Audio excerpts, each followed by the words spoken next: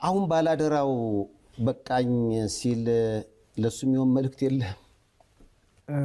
እንደ ሰው ሁላችንም በጣም ተጎድተናል። እሱም እኔ የኔ ስሜት ስላለው እሱም በተመሳሳይ ይኖረዋል ብዬ ስላሰብኩ ነው። የምር ነው ልቤ የተሰበረው ሳይፉ። በቃ ለአመታት ነው ይህንን ነገር ቀን ከሌት እያለን የሞከር ነው ምንችለው። እኔ አገሬን እወዳለሁ። በቻልኩት መጠን ለሀገሬም ለሰውም በቻልኩት መጠን ሞክር ገባክ። እና በድንገት ያ ሁሉ ነገር ተረስቶ በአንድ ጀንበር በቃ ቀማኛ ሁኜ ምናምን ነው ድንገት ያየሁት ራሴን። እና በጣም ነው የሚያስደነግጠው ሳይፉ። እና የእሱ ፊሊንግ ይገባኛል። ግን እንደኔ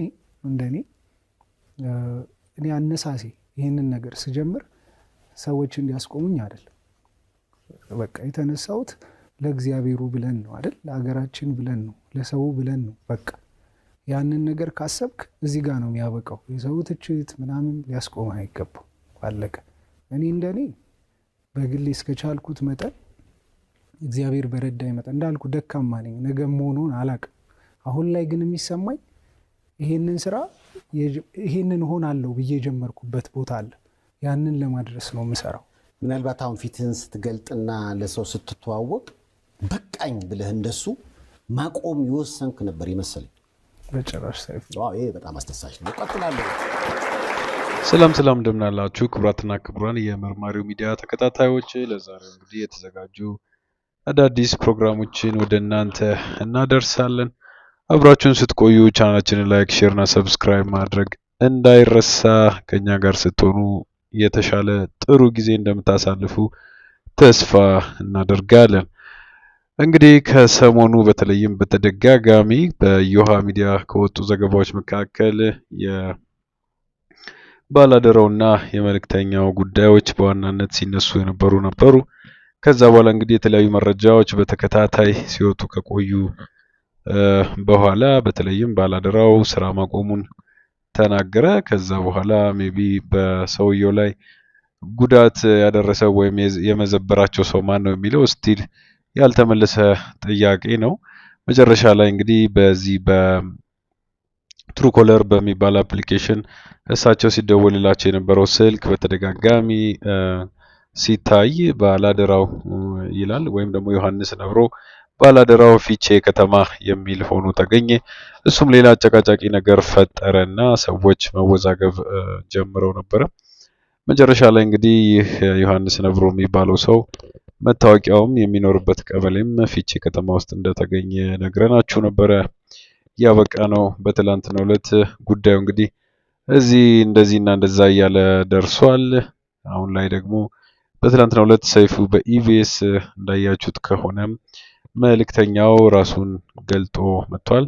ፊቱን በደንብ ታይቷል። በመልእክተኝነት ሲሰራ በኖረባቸው ጊዜ ፊቱን ሸፍኖ ለ5 ዓመታት ማንነቱን ሳያሳይ የእርዳታ ስራውን ቀጥሎ ለብዙ ወገኖች መድረስ የቻለው ደግ ወንድማችን አሁን ደግሞ ራሱን ገልጦ አሳይቶ መጥቷል። እንግዲህ በጣም የሚገርም እርምጃ ነው።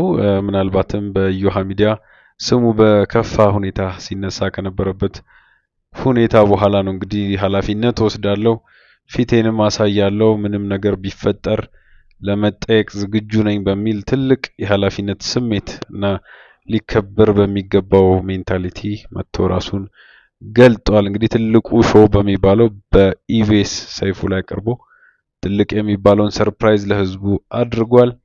ከዚህ በኋላ መልእክተኛውን የሚጠረጥር አንድ ሰው ቢኖር እንኳን ልጁን በአካል የማግኘት እድሉ ሰፊ ነው። ልጁ ኃላፊነት ለመውሰድ ፊቱን፣ ስሙን፣ መታወቂያውን ሳይቀር ያሳየ ሰው ሆኗል ማለት ነው። ይህ እጅግ የሚያስገርም እርምጃ ነው። ለብዙ ሰዎች ሰርፕራይዝ የነበረም ድርጊት ነው ማለት ነውና እኔ በበኩሌ ሰውየውን አድንቅ ያለው እንደዚህ አይነት እርምጃ መውሰዱ ትልቅ አግባብነት ያለው ነው። ከዛ በተረፈ ባላደራውም እንደዚህ አይነት እርምጃ ይወስዳል ብለን ተስፋ እናደርጋለን። ምናልባትም እየተነሱበት ያሉ ትችቶችን፣ ተቃውሞዎችንና እንደዚህ አይነት የማድረግ ያለማድረግ ጉዳዮችን ራሱን ፊት ለፊት አምጥቶ ይገልጣል ብለን እናምናለን። ያ ካልሆነ አሁንም ቢሆን የሚወሩበት ወሬዎች፣ ትችቶች እና ነቀፌታዎች የሚቆምበት እድል አይኖርምና ማለት ነው። ስለዚህ መልእክተኛው እንዳደረገው እሱም ይህንን ያደርጋል የሚል ተስፋ በአብዛኛው ሰው ላይ አድሯልና እንግዲህ ወደፊት እሱንም የምናየው ነው የሚሆነው። እንግዲህ ይህ በእንዲህ እንዳለ በዛሬው ዕለት ልናስቃኛቸው የፈለግነው የተለያዩ ጉዳዮች አሉ። በተለይም በመልእክተኛው ዙሪያ ያጠነጠኑ ናቸው። ከዛ ባለፈ ባላደራውን ህዝቡ ራሱን እንዲገልጥ እንዲያሳይ እንደ መልእክተኛው ኃላፊነት እንዲወስድ እየጠየቀበት ያለውንም ሁኔታ የምናሳያችሁ ነው የሚሆነው። ከዛ በተረፈ ግን መልእክተኛው ማን ነው? ያልተነገረው ስብዕናው በኢቢኤስ በሰይፉ ያላያችሁት ስብዕናው ከዚህ በፊት ማን ነበረ? እንዴት ነበረ ነገሮችን ያሳልፍ የነበረው? ብዙ የተደበቁ ነገሮች ከጀርባ ያሉት ሰው እንደሆነ ያው በመጥፎም ባይሆን በመልካምነቱ ብዙ ነገሮች ያልተነገሩለት እንቁና ውድ ልጅ እንደሆነ ከዚህ ቀጥሎ በመናቀርብላችሁ የመረጃ መርሃ ግብራችን ትከታተሉታላችሁ። የዛሬው ፕሮግራማችን እንግዲህ ያልተነገረው የመልእክተኛው ማንነት በሚል ርዕስ አምጥተንላችኋል። አብራችሁን ቆዩ። ከኛ ጋር ስትሆኑ ቻናላችንን ላይክ፣ ሼር እና ሰብስክራይብ አድርጉ። ኮሜንት አድርጉ፣ ሀሳባችሁን ግለጹ። ሁላችሁንም በአክብሮት እንሰማለን፣ እናዳምጣለን። ማስተካከል ያለብን እያስተካከልን አብረን እንቀጥላለን። አብራችሁን ስላላችሁ እናመሰግናለን። ዛሬ እንግዲህ ወደ አዘጋጀነው ፕሮግራም እንግባ። ሰናይ ቆይታ ይሆንላችሁ። መልእክተኛው የቀረበለትን ምስጋና ወደ ኋላ ሲሾሽ የነረሰው ነው። መልእክተኛው ሲመሰገኑ መደበቅ፣ ሲወቀሱ ብቅ ማለት ያሳየ ድንቅ ወጣት። ሁላችንም ስንመሰገንና ስራችን ሲሞካሽልን በደስታ እንጦፋለን። እኔን የሰራውላቸው ከዛ ደግሞ ባላደራው ይላሉ። ድብልቅልቅ ብሏል ሐሳቡና አልተኛውም ያንን ሌሊት። የምር ልቤ ተሰበረ። ሰይፉ ማለት ሁኔታው ግልጽ አይደለም። እኔ እንኳን ሰውናው እንዴት ነው ማስረዳው ራሱ ግራ ገባኝ። እንዳጋጣሚ ሆኖ ግን አባባን ሲታገዙ ቪዲዮ ነበረኝ፣ ረጅም ቪዲዮ ማለት ነው። ምንድነው ከሶስቴ ምናምን አሁን አንዳንዴ ስትቀርጽ መሀል ላይ የማይገቡት ልታወጣ ትችላል። ልክ እንደዛ የቀረስኩት ቪዲዮ አለ። ግን ደስ የሚለው ምንድነው አባባ እኔ መኪና ውስጥ ገብተው እስኪወጡ ድረስ አንድም ስልክ ያልሰጡኝ ቦታ ነው ያለው ያ ቪዲዮ። ወጣው እስኪሄዱ ከኔ መኪና እስኪወጡ ድረስ አልሰጡኝ። አሁን አባባን ስጠይቃቸው ከመጣሁ በኋላ ስጠይቃቸው ስልክ አልሰጠኸኝም። ከዛ ምንድነው እሳቸው ይኸውልህ አንዴ ጀምረውታል። ሁኔታው እውነት መምሰል አለበት። ገባክ? የሄዱበት ርቀት ስልክ አልሰጠኝም ካሉ እኔ በምን አገኛቸዋለሁ? በቃ ውሸታም ሊባሉ ነው አባባ። ገባክ? ስለዚህ አሁን እኔ ካገኙኝ በኋላ አንዴ ባላደረውን እሱን ራሱ ቁም ሁሉ እየተባለ እስኪሳቀቅ ድረስ አንዴ ረጅም ነው ጸይም ነው አሉ፣ ሰምተህ ከሆነ። ከዛ በኋላ ደግሞ እሱ ሲመጣ እሱ ደግሞ ትንሽ ከኔ አጠር ይላል፣ ከኔም ቀላ ይላል። አንገናኝም። በቃ ፊዚካል ሁለታችን ስንቆም በጣም መለየት የምትችለን አይነት ሰዎች ነን። እሱን እያዩ ነው አሉት። አሁን እኔ ሴት ደግሞ አንተ ነህ አሉኝ እና እንዳልኩህ ያቺ ተስፋ ናት። ያቺ ገንዘብ የነጠቁት ተስፋ አባባን ትንሽዬ አእምሯቸው ላይ የሆነ ነገር ሳይፈጥር አይቀርም። የኔን ግምት አንዱም እንኳን አልተከላከሉልኝም። ገባህ? አሉ የሆኑ ሰዎች የቆሙልኝ። በዚህ አጋጣሚ እግዚአብሔር ጠበቃ የቆምላቸው በጣም ነው የማመሰግነው። እኔ አንገቴን እሰጣለሁ የሚሉም ሰዎች ነበሩ። ግን አብዛኛው ሰው በቃ የደቦ አይነት ፍርድ ነበረ። በጣም አገራችን ላይ አሁን ምናየው ነገር አብዛኛው ነገር ላይ ሲመጣ ሆ ብለን ፈርዳለን። በኋላ ደግሞ እዛኛውም ትክክል እዚኛውም ትክክል የምንለው ማለት ነው። እና የምር ከፍቶኝ ነበር የምር። እና ይረጋጉ አባቴ እያልኩ ነበር እንደውም ሳወራቸው የነበረው በጣም በተደጋጋሚ። እኔ ከራሴ ልምድ ተነስቼ ምናልባት ሊሆን የሚችለውን ስገምት ካሁን በፊት የኩላሊት ህመምተኛ ነች ብለን ቪዲዮ ለቀቀ እና በጣም የሚያሳዝን ቪዲዮ ነው። አድራሻዋም አለ እዛ ላይ ስልኳ፣ የባንክ አካውንቷም አለ። በ15ኛው ቀን የሆነ ሰው ደወለላት። እንግዲህ ስትነግረኝ ነው። እና በደንብ ሊያግዝሽ የሚፈልግ ባለሀብት አለ እና መተሽ እንነጋገር። ከዛ በኋላ እንግዲህ አስብ፣ የደህና ባለቤቷ ነው ኩላሊት ህመምተኛ፣ እሷ ስራ ላይ ያለች ነች። ያላቸውን ነገር ሁሉ እንዴት እንደሸጡ የደረሰባቸው ነገር ሁሉ ኮት ቀርቧል። መጣች፣ አገኘችው። ከዛ በኋላ ቆይ ባለሀብቱ እየመጣ የኔ ስልኬ ባትሪ ምናምን አለ። የእሱ አይፎን ነው እና እንዴት ደውይልኝ አለ። ደወልና እዚህ ጋር ሄሎ ቆራርጣል ብሎ ስልኩን ይዞ አይሮጥም። እንግዲህ አስብ፣ ቤቴን ሸጬ የምበላው የለኝም የኩላሊት ህመምተኛ ሆኗል ባለቤቴ ከምትል ሴት ስልኳን ነጥቆ የሚሮጥ ሰው ባለበት አገር ላይ ምናልባት አሁን የእኚህን ሰው አድራሻና ስልክ አለው የሆነ አሁን ቅድም ያልከኝ ይፋ የሚወጣው ሰው በቃ እውነቱን ለመናገር ሁላችንም ጥሮች አይደለም። እዚህ የምታየው ነገር ውስጥ እንክርዳድም አለ እና የነዛ የእንክርዳዶቹ ስራ ነው ብዬ ነው የገመጥኩት። ልክ እንደዛ አሁን ተምታታባቸው ሲባል እሷ መጣች ደወለችልኝ በሌላ በቃ እንደዚህ እኮ እንዲና እርዳታ ገንዘብ ሲሰበሰብላቸው በሚለጠፈው ስልክ እየደወሉ የሰበሰቡትን ገንዘብ የሚነጥቁ ሰዎች እንዳሉ ስነግራችሁ እያዘንኩ ነው። በጣም ነው የሚያሳዝነው። አሁን ባላደራው በቃኝ ሲል ለሱ የሚሆን መልእክት የለም። እንደ ሰው ሁላችንም በጣም ተጎድተናል። እሱም እኔ የኔ ስሜት ስላለው እሱም በተመሳሳይ ይኖረዋል ብዬ ስላሰብኩ ነው። የምር ነው ልቤ የተሰበረው ሳይፌ። በቃ ለአመታት ነው ይህንን ነገር ቀን ከሌት እያለን የሞከር ነው ምንችለው። እኔ አገሬን እወዳለሁ። በቻልኩት መጠን ለሀገሬም ለሰውም በቻልኩት መጠን ሞክር ገባክ እና በድንገት ያ ሁሉ ነገር ተረስቶ በአንድ ጀንበር በቃ ቀማኛ ሁኜ ምናምን ነው ድንገት ያየሁት ራሴንና በጣም ነው የሚያስደነግጠው ሳይፉ። እና የእሱ ፊሊንግ ይገባኛል። ግን እንደኔ እኔ አነሳሴ ይህንን ነገር ስጀምር ሰዎች እንዲያስቆሙኝ አይደለም። በቃ የተነሳሁት ለእግዚአብሔሩ ብለን ነው አይደል? ለሀገራችን ብለን ነው። አጠፉ ተብለን ስንወቀስ ግን ለመደበቅ ነው የምንሽለከለከው። እንኳን በአደባባይ ይቅርና በልብ ወዳጆቻችን ፊት እንኳ ጥፋተኛ የመባል ስሜቱ ስለሚረብሸን ያጠፋነውን ጥፋት ሳይቀር እንሸመጥጣለን። የባላደራው የመልእክተኛው ስነ ግን ለ5 ዓመታት ሙሉ በጎ ስራው እየተመሰገነለት ሁሉም ሲያሞካሸው ራሱን ሳያሳይ ስራውን ብቻ እያሳየ ቀጠለም። በተሳሳተ ሳቤ ያለ ስሙ ስም ያለ ግብሩ ግብር ተሰጥቶት ሲወቀስ ግን ለሙገሳ ጊዜ የደበቀው ማንነቱን በመግለጥ ልጁ እኮ እኔ ነኝ ብሎ ለወቀሳ ጊዜ ራሱን አሳወቀም። ይሄ የሚገርም ነው። ስትመሰገን ተደብቀህ ኖረ ስትወቀስ ብቅ ማለት መታየቱ እጅግ የሚደንቅ ነው። ያበጎ ስራህ የብዙ ችግረኞችን ሐዘን የሚያስወግድ ስለነበረ ብትቀጥል የሚል ምኞት ቢኖርኝም እስካሁን ላደረከው በጎ ስራ እያመሰገንን ከዚህ በላይ ግን ልትቀጥል ይገባልና አንተንም የመናገርና የመምከር ሐሳቡም የለኝም። ስነ የሞሃይ ልጅ ወይ በርታም። ለነፍሴ ነው የምሰራው አለ መልእክተኛው ስነ ጊዮርጊስ። ስሜ ስነ ጊዮርጊስ እሸቱ ይባላል። ለ5 ዓመት ያህል ፊቴን ደብቄ ሰርቻለሁ። አብዛኛው እድሜን በእግር ኳስ ነው ያሳለፍኩት። የባህር ዳር ከተማ ተጫዋች ነኝ። ባህር ዳር ከተማን የፕሪሚየር ሊጉ አስገብተን መሬት መሸለም የቻልኩ ሰው ነኝ።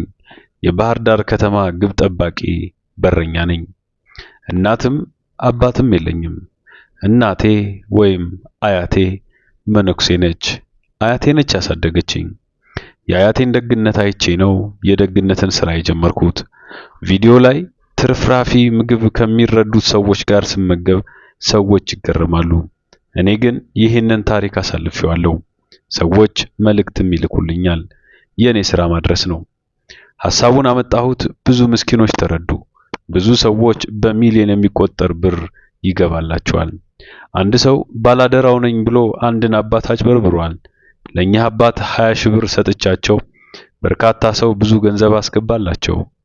ገንዘቡን ከአባባ የበላው ልጅ ፎቶ አለኝ፣ ማስረጃም አለኝ። ወደ ህግ አቅርበን ይፋ እናደርገዋለን። አባባ ከኔ መኪና ወጥተው እስከሚሄዱ ስልክ አልሰጠዋቸውም። በዚህ አጋጣሚ ከጎኔ የቆሙ ሰዎችን አመሰግናለሁ። እንደ ሰው እኔም ባላደራውም ልባችን ተሰብሯል። ያ ሁሉ ነገር ተረስቶ እንደቀማኛ መቆጠራችን ልቤን ሰብሮታል። የሰው ትችት ሊያስቆምህ አይገባም። ይህንን ስራ ቀጥላለሁ፣ በጭራሽ አላቆምም። ኳስ ተጫዋች ነበርኩኝ። ትንሽ ሳንቲም አገኛለሁ።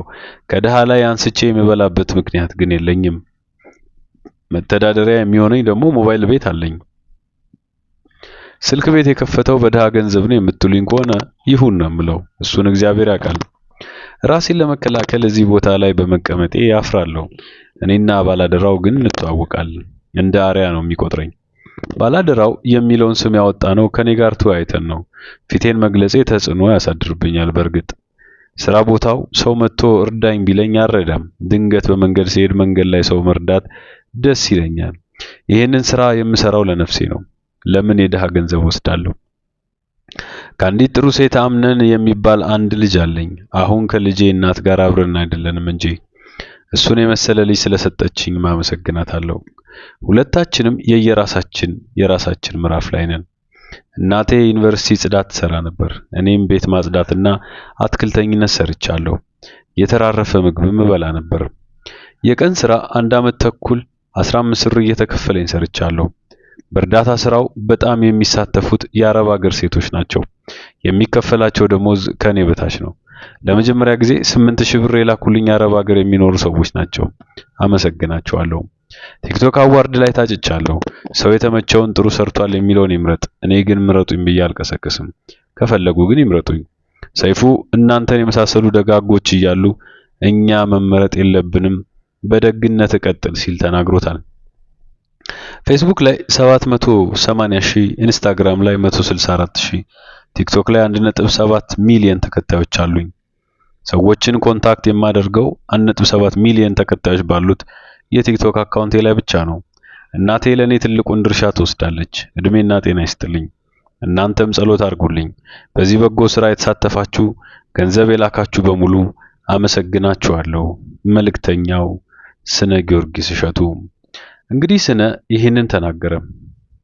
ስነ ይህንን ካሉ በኋላ ብዙ ሰዎች በሱ ዙሪያ ትንታኔዎችን እያቀረቡ ናቸው። የስነ ታሪክ ከባላደራው ጋር በተያያዘ ብዙ ነገሮችን ያሳየናል። የሰው ልጅ ለክብርና ለወቀሳ ያለውን የተለመደ አመለካከት በመፈተሽ እውነተኛ ልግስና ትርጉሙ ምን እንደሆነ አሳይቶናል። በምስጋና ጊዜ በደስታ መጦፍ ሁላችንም በጎ ስራ ስንሰራ ወይንም ሲሳካልን፣ ስራችን ሲሞካሽና ስማችን ሲጠራ በደስታ እንፈነጥዛለን።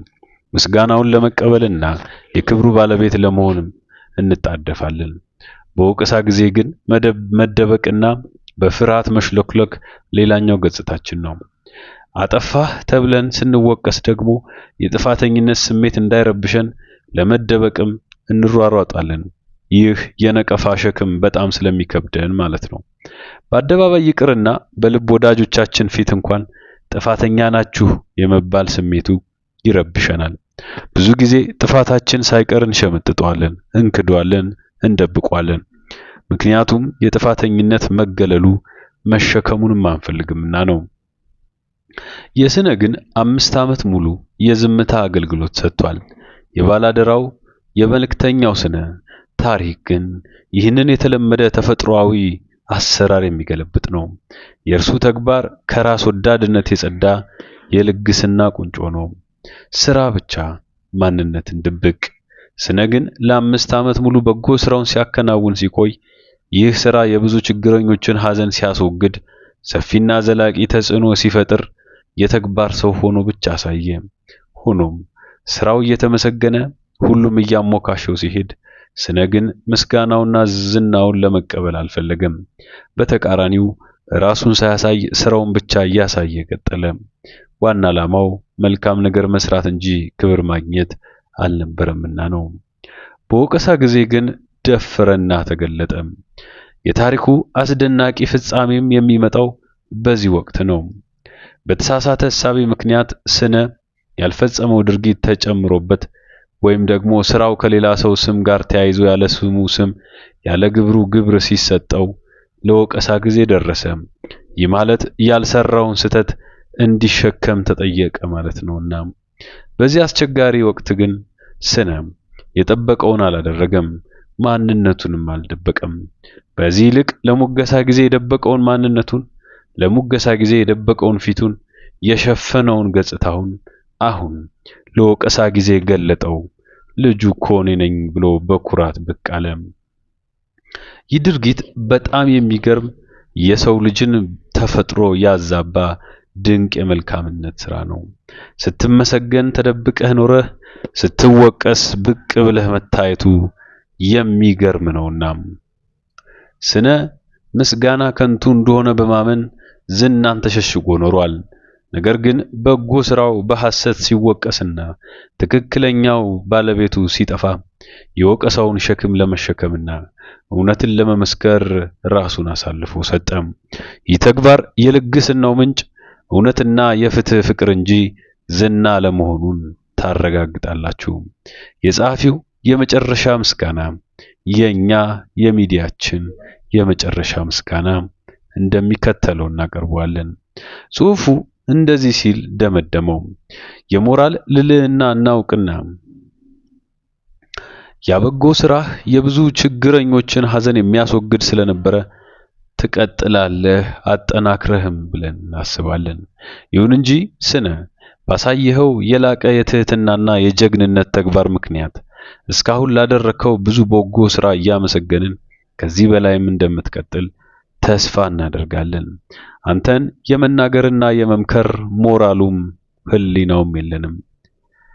ይህን ታሪክ የምትሰሙ እውነተኛ ልግስና የሚለካው በተቀበልነው ምስጋና ሳይሆን በወቀሳ ወቅት እውነትን ለመሸከም ኃላፊነትን ለመውሰድ በወሰድነው ድፍረት መሆኑን ትረዱበታላችሁ ብለን እናስባለን።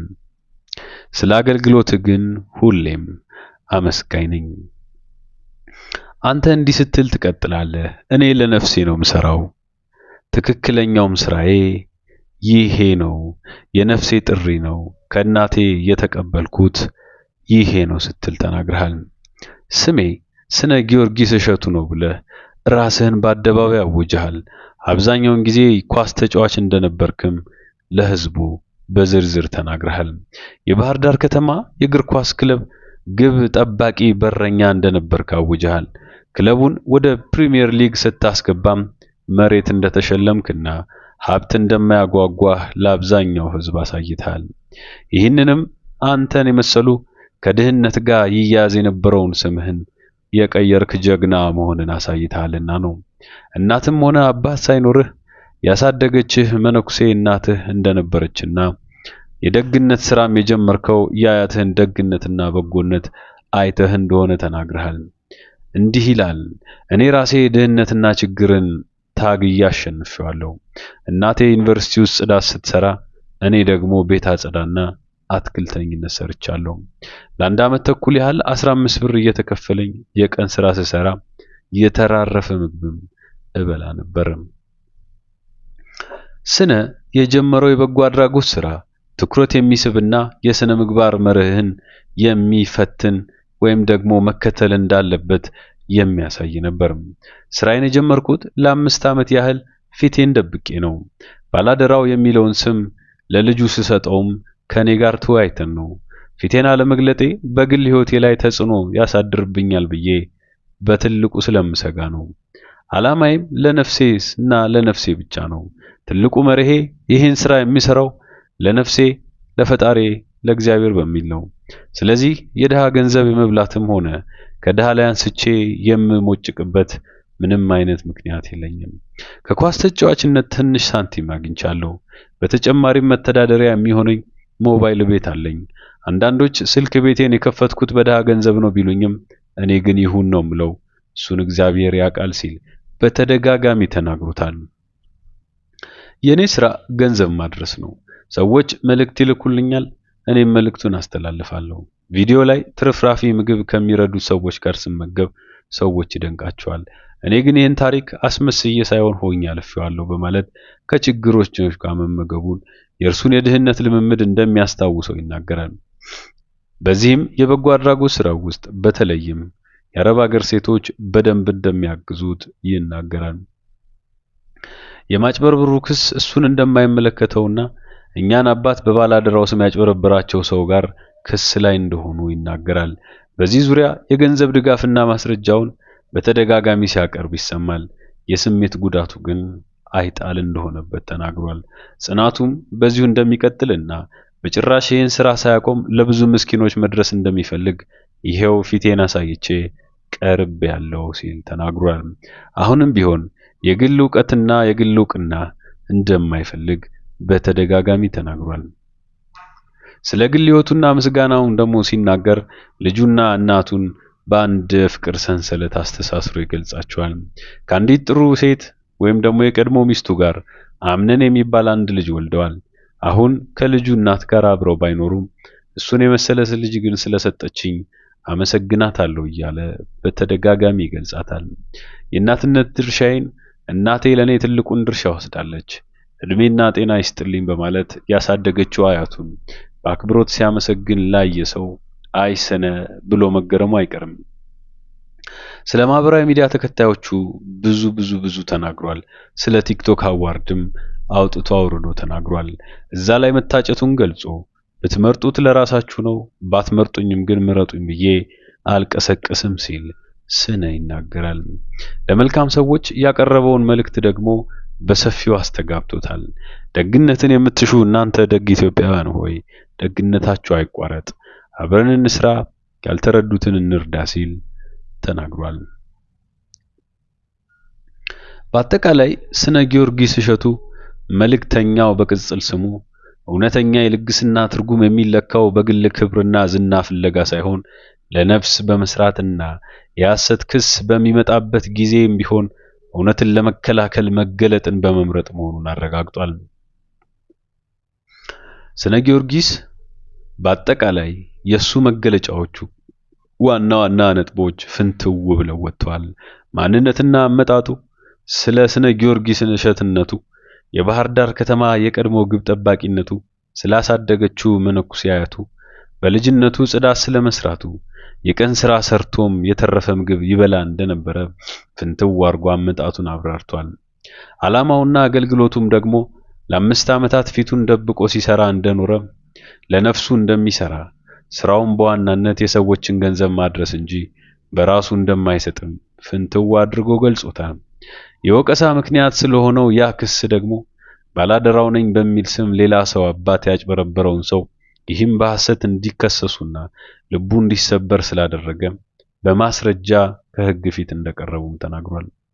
ጽናቱ ደግሞ የሚደንቅ ነው። የሰው ትችት ሊያስቆመው እንደማይችል፣ ይህን ስራ በጭራሽ እንደማላቆም ለኢትዮጵያ ሕዝብ አረጋግጣለሁ ሲል ፊቱን በማስክ ሸፍኖ ሰይፉ ላይ የቀረበው በመጨረሻም ራሱን ገልጦ ሸበላ ፊቱን ለኢትዮጵያ ሕዝብ የገለጠው ስነ ጊዮርጊስ እሸቱ በትላንትናው ዕለት አብስሯል። ስነ ጊዮርጊስ ክብርና ምስጋና የሚገባው ቅንነትን ለሕዝብ ያስተማረ ደግ ወጣት ነው። አሁንም በምትሄድበት ሁሉ የምታምነው ፈጣሪ ይከተልህና ስራህን በርትተህ ለብዙ የተቸገሩ ኢትዮጵያውያን ትደርስላቸው ዘንድ አብዛኛው ሰው ድምጹን እያሰማ ነው። ባለህበት ሰላምህ ይብዛ። መልካም ጊዜ ይሁንልህ። ክቡራትና ክቡራን፣ ይህ መርማሪው ሚዲያ ነው። በስነ ጊዮርጊስ እሸቱ ወይም መልእክተኛው ጉዳይ ላይ ያቀረብንላችሁ ሰፋ ያለ ተንተና ይህን ይመስል ነበረ። አብራችሁን ስለነበራችሁ እናመሰግናለን። ቻናላችንን ላይክ፣ ሼር፣ ሰብስክራይብ አድርጉ። ለወደፊቱም በሌሎች ፕሮግራሞች ላይ እንቀጥላለን። ሰናይ ጊዜ ይሁንላችሁ። ባባይ